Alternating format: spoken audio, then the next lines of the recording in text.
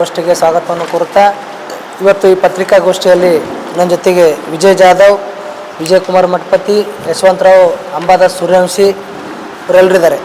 ಬಂಧುಗಳು, ಇವತ್ತು ಈ ಪತ್ರಿಕಾಗೋಷ್ಠಿ ಕರೆಯುವ ಉದ್ದೇಶ ಏನಂದರೆ, ಇವತ್ತು ಕಲಬುರಗಿ ಜಿಲ್ಲೆಯಲ್ಲಿ ಸರ್ಕಾರಿ ಜಾಗಗಳನ್ನು ಮತ್ತು ಸರ್ಕಾರಿ ಉದ್ಯಾನವನದ ಜಾಗಗಳನ್ನು ಭೂ ಕಬಳಿಕೆದಾರರು ಅಂದರೆ ಭೂಗಳರು ಇವತ್ತು ಕಳ್ಳತನ ಮಾಡ್ತಾ ಇದ್ದಾರೆ. ಇದಕ್ಕೆ ಪೂರಕವಾಗಿ ಸರ್ಕಾರಿ ಅಧಿಕಾರಿಗಳು ಇವತ್ತು ಅವರ ಜೊತೆಗೆ ಮತ್ತು ರಾಜಕಾರಣಿಗಳು ಅವ್ರ ಜೊತೆಗೆ ಶಾಮೀಲಾಗಿದ್ದಾರೆ. ಏನಂದರೆ, ಇವತ್ತು ಕೋಟ್ಯಾಂತರ ರೂಪಾಯಿ ಬೆಲೆ ಬಾಳುವಂಥ ಸರ್ಕಾರಿ ಗೈರಾಣಿ ಜಾಗವನ್ನು ಇವತ್ತು ಕೋರ್ಟ್ ಎದುರುಗಡೆ ಇರುವಂಥ ದದ್ದಾಪುರ್ ಸರ್ವೆ ನಂಬರ್ 12 ಈ ಜಾಗವನ್ನೇ ಒಟ್ಟು ವಿಸ್ತೀರ್ಣ 6 ಎಕರೆ 9 ಗುಂಟೆ ಜಾಗವನ್ನು ಇವತ್ತು ಉಳ್ಳವರು ಇವತ್ತು ಆಸ್ಪತ್ರೆಗಳನ್ನು ಮಾಡಿದ್ದಾರೆ, ವಾಣಿಜ್ಯ ಮಳಿಗೆಗಳನ್ನು ಮಾಡಿದ್ದಾರೆ, ಆಮೇಲೆ ಶಾಲಾ ಕಾಲೇಜುಗಳು ಮಾಡ್ಕೊಂಡಿದ್ದಾರೆ ಮತ್ತು ಅಕ್ರಮ ಮನೆಗಳು ಮಾಡ್ಕೊಂಡಿದ್ದಾರೆ. ಇದುವರೆಗೂ 1952ರಿಂದ ಪ್ರಸ್ತುತವರೆಗೂ ನಾವು ಪಹಣಿ ಪತ್ರಿಕೆಯನ್ನು ತೆಗೆದಿದ್ದೀವಿ. ಎಲ್ಲದರಲ್ಲೂ ಕೂಡ ಏನದ ಅಂದರೆ ಸರ್ಕಾರಿ ಗೈರಾಣಿ ಜಾಗನೇ ಇದೆ.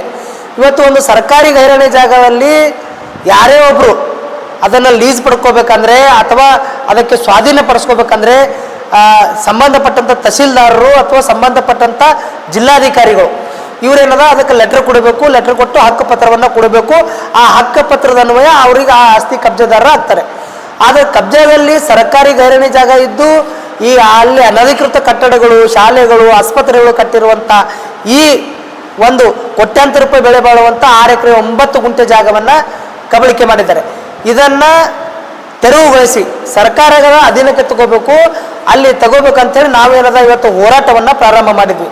ಅದ್ರ ಜೊತೆಗೆ ಇವತ್ತು ಪಬ್ಲಿಕ್ ಗಾರ್ಡನ್ ಜಾಗ ಏನು ಬ್ರಹ್ಮಪುರ ಸರ್ವೆ ನಂಬರ್ 74ರಲ್ಲಿ NGOದವರು ಒಂದು ಲೇಔಟನ್ನು ಹಾಕ್ತಾರೆ. ಆ ಲೇಔಟಲ್ಲಿ ಸರಿಸುಮಾರು 60/90 ಸುತ್ತಳತೆಯ 35 ಪ್ಲಾಟ್ಗಳದ ಏನು ವಿಸ್ತೀರ್ಣ ಇದೆ, ಆ ವಿಸ್ತೀರ್ಣದಲ್ಲಿ ಪಬ್ಲಿಕ್ ಗಾರ್ಡನ್ ಇತ್ತು. ಆ ಪಬ್ಲಿಕ್ ಗಾರ್ಡನ್ ಜಾಗದಲ್ಲಿ ಏನು ಮಾಡ್ತಾರೆ ಅಂದರೆ, ಮಹಾನಗರ ಪಾಲಿಕೆಯವರು ಒಂದೇ ಒಂದು ಪ್ಲಾಟಿಗೆ ಮಹಾನಗರ ಪಾಲಿಕೆಯಿಂದ ಪೆಟ್ರೋಲ್ ಬಂಕಿಗಾಗಿ ಪರ್ಮಿಷನನ್ನು ಕೊಡ್ತಾರೆ. ಮತ್ತು ಉಳಿದ 34 ಪ್ಲಾಟ್ಗಳಿಗೆ ನಂದಿಕೂರು ಪಂಚಾಯತಿಯವರಿಂದ ಕಟ್ಟಡ ಪರವಾನಗಿ ಪತ್ರವನ್ನು ಪಡ್ಕೋತಾರೆ.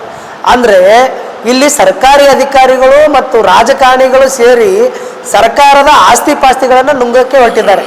ಅದನ್ನು ತೆರವುಗೊಳಿಸಿ ಪಬ್ಲಿಕ್ ಏನು ಗಾರ್ಡನ್ ಇದೆ, ಪಬ್ಲಿಕ್ ಗಾರ್ಡನ್ ಜಾಗವನ್ನು ಪಬ್ಲಿಕ್ ಗಾರ್ಡನ್ಗೆ ಮಾಡಬೇಕು ಅಂಥೇಳಿ ಇವು 2 ವಿಷಯಗಳನ್ನು ಇಟ್ಟುಕೊಂಡು ನಾವು ಈಗಾಗಲೇ ನಾವು ನ್ಯಾಯಾಲಯದ ಮೊರೆ ಹೋಗಿದ್ವಿ. ಆ ನ್ಯಾಯಾಲಯದ ಮೊರೆ ಹೋಗಿ ನಾವು ಸರ್ಕಾರದ ಏನು ಒಂದು ವಿಶೇಷ ಭೂ ನ್ಯಾಯ ಮಂಡಳಿ ಅಂತೇಳಿ ಒಂದು ಕೋರ್ಟ್ ಇದೆ ಬೆಂಗಳೂರಲ್ಲಿ. ಆ ಬೆಂಗಳೂರಲ್ಲಿ ನಾವು ಈಗಾಗಲೇ ಇವು 2 ವಿಷಯಕ್ಕೆ ಸಂಬಂಧಪಟ್ಟಂಗೆ ಕೇಸ್ಗಳನ್ನು ಮಾಡಿದ್ದೀವಿ.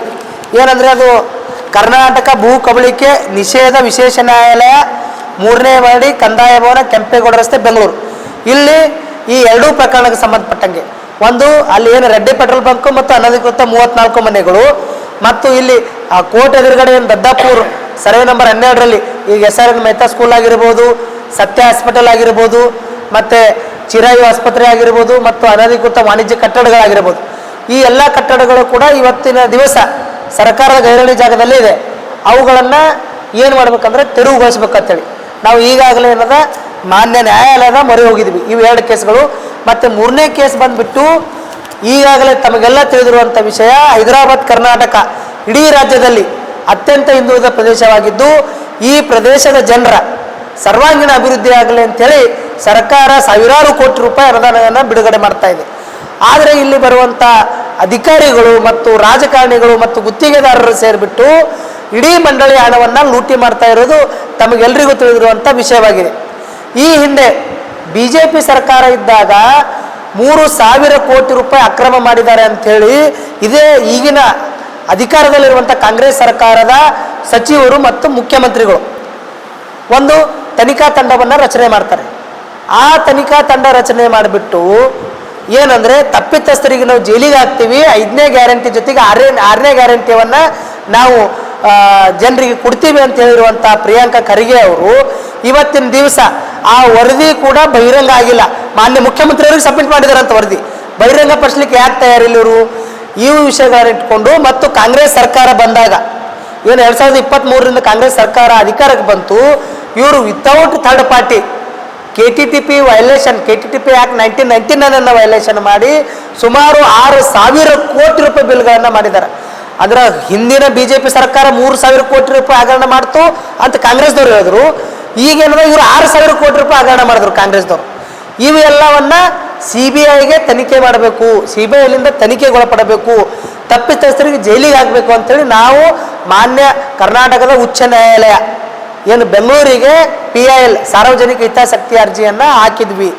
ಇವು ಎಲ್ಲ ಕೇಸುಗಳು ಈ ಭಾಗದ ಜನರ ಒಳಿತಿಗಾಗಿ, ಈ ಭಾಗದ ಆಸ್ತಿ ಪಾಸ್ತಿಗಳನ್ನು ಸಂರಕ್ಷಣೆಗಾಗಿ ಮತ್ತು ಈ ಭಾಗದಲ್ಲಿ ನಡೆಯುತ್ತಿರುವಂಥ ಭ್ರಷ್ಟಾಚಾರವನ್ನು ತಡೆಗಟ್ಟಿ ಭ್ರಷ್ಟರಿಗೆ ಜೈಲಿಗೆ ಹಾಕುವಂಥ ನಿಟ್ಟಿನಲ್ಲಿ ನಾವು ಇವೆಲ್ಲ ಕೇಸ್ಗಳನ್ನು ದಾಖಲು ಮಾಡಿದ್ದೀವಿ. ಆದರೆ ಇಲ್ಲಿ ಒಂದು ಏನಂದರೆ ಎಲ್ಲ ಸಾರ್ವಜನಿಕರಿಗೆ, ಎಲ್ಲ ಮಾಧ್ಯಮದವರಿಗೆ, ಎಲ್ಲ ಹೋರಾಟಗಾರರಿಗೆ, ರಾಜಕಾರಣಿಗಳಿಗೆ ಮತ್ತು ಪ್ರಗತಿಪರರಿಗೆ ನಾನು ಏನು ರಿಕ್ವೆಸ್ಟ್ ಮಾಡೋದೇನೆಂದರೆ, ನಾವು ಇವೆಲ್ಲ ಹೋರಾಟ ಮಾಡಲಿಕ್ಕೆ ನಮಗೆ ಆರ್ಥಿಕ ನೆರವು ತುಂಬ ಅವಶ್ಯಕತೆವಾಗಿದೆ. ಯಾಕಂದರೆ ಇವತ್ತು ನಾವು PIL ಹಾಕಿದ್ರೂ ಕೂಡ ಅಲ್ಲಿ ನಾವು ಒಬ್ಬ ಖಾಸಗಿ ವಕೀಲರನ್ನು ನೇಮಿಸಿದ್ದೀವಿ. ಅವರು ಇವತ್ತು ಲಕ್ಷಾಂತರ ರೂಪಾಯಿ ಡೊನೇಷನ್, ಆ ಲಕ್ಷಾಂತರ ರೂಪಾಯಿ ಶುಲ್ಕವನ್ನು ಅವರು ತಮ್ಮ ವೃತ್ತಿಯ ಧರ್ಮ ಇದೆ, ಅವರು ಅದರ ಪ್ರಕಾರ ದುಡ್ಡನ್ನು ತಗೊಂಡು ವಾದವನ್ನು ಮಾಡ್ತಾ ಇದ್ದಾರೆ. ಅವರಿಗೆ ಶುಲ್ಕವನ್ನು ಭರಿಸಲಿಕ್ಕೆ ನಾವು ಅಸಮರ್ಥರಾಗಿದ್ದು ಈಗ ಆ ಹೋರಾಟವನ್ನು ಮುಂದುವರಿಸಬೇಕಾದರೆ ಕಲಬುರಗಿ ಜಿಲ್ಲೆಯ ಜನರು, ಹೈದರಾಬಾದ್ ಕರ್ನಾಟಕದ ಜನರು ನಮಗೆ ಆರ್ಥಿಕವಾಗಿ ನೆರವು ಪಡಬೇಕು. ಯಾಕಂದರೆ ಇವತ್ತು ಆ KK ಹಗರಣ ಜೊತೆಗೆ ಏನು ಇವತ್ತು ಸಾರ್ವಜನಿಕ ಉದ್ಯಾನವನಗಳ ಜಾಗಗಳಿದ್ದಾವೆ, ಇವತ್ತು ಸರ್ಕಾರಿ ಗೈಡ್ಲೈನ್ ಜಾಗಗಳಿದ್ದಾವ, ಗೋಮಾಳ ಜಾಗಗಳಿದ್ದಾವ, ಇವು ಎಲ್ಲವನ್ನು ಸರ್ಕಾರದ ತೆಕ್ಕೆಗೆ ತೆಗೆದುಕೊಳ್ಳುವಂಥ ಏನು ನಾವು ಕಾನೂನಾತ್ಮಕ ಹೋರಾಟ ನ್ಯಾಯಾಲಯದ ಮೂಲಕ ಏನು ಹೋರಾಟ ಮಾಡ್ತಾ ಇದ್ದೀವಿ, ಈ ಹೋರಾಟಕ್ಕೆ ಸಾರ್ವಜನಿಕರು ತಾವೆಲ್ಲರೂ ಕೂಡ ಸಹಕರಿಸಿ ನಮಗೇನದ ದೇಣಿಗೆ ರೂಪದಲ್ಲಿ ನಮಗೆ ಹಣವನ್ನು ಸಂದಾಯ ಮಾಡಬೇಕು. ಅದನ್ನು ನಾವು ಪ್ರಾಮಾಣಿಕವಾಗಿ ಪಾರದರ್ಶಕತೆಯಿಂದ ಏನು ಅದಕ್ಕೆ ತಗಲುವಂಥ ಖರ್ಚು ವೆಚ್ಚಕ್ಕೆ ಬಳಸ್ತೀವಿ ಅಂಥೇಳಿ ಈ ಮೂಲಕ ನಾವು ಪ್ರಮಾಣೀಕರಿಸ್ತೀವಿ. ಇದರ ಜೊತೆಗೆ ಇನ್ನೊಂದು ವಿಷಯ ಏನಂದರೆ, ಕಲಬುರಗಿ ನಗರದಲ್ಲಿ ಇನ್ನೂ ಕೂಡ 7 ಕೆರೆಗಳಿದ್ವು. ಆ 7 ಕೆರೆಗಳು ಮತ್ತು ಎಷ್ಟೋ ಪಬ್ಲಿಕ್ ಗಾರ್ಡನ್ ಜಾಗಗಳಲ್ಲಿ ಅಕ್ರಮ ಕಟ್ಟಡಗಳು ಮತ್ತು ಪ್ರವಾಸಿ ತಾಣಗಳಲ್ಲೂ ಕೂಡ ಕಬ್ಜಾ ಮಾಡಿರುವಂಥ ಎಷ್ಟೋ ನಿದರ್ಶನಗಳಿದ್ದಾವೆ. ಮತ್ತು ವಕ್ಫ್ ಬೋರ್ಡ್ ಜಾಗಗಳು, ಆ ವಕ್ಫ್ ಬೋರ್ಡ್ ಜಾಗಗಳಲ್ಲಿ ಮದರ್ಸಾಗಳು, ಸ್ಕೂಲ್ಗಳು, ಹಾಸ್ಟೆಲ್ಗಳು ಆಗಬೇಕಾಗಿತ್ತು. ಅಂಥ ಜಾಗಗಳಲ್ಲಿ ಅಕ್ರಮವಾಗಿ ಲೇಔಟ್ಗಳನ್ನು ಮಾಡಿ ಮಾರಾಟಗಳನ್ನು ಮಾಡಿರುವಂಥದ್ದು ನಿದರ್ಶನಗಳಿದ್ದಾವೆ. ಇವು ಎಲ್ಲವನ್ನು ಈ ಪ್ರಥಮವಾಗಿ ಈ ಒಂದು ಹಂತದ 3 ಹೋರಾಟಗಳನ್ನು ನಾವು ಸಾರ್ವಜನಿಕವಾಗಿ ಮಾಡ್ತಾ ಇದ್ದೀವಿ.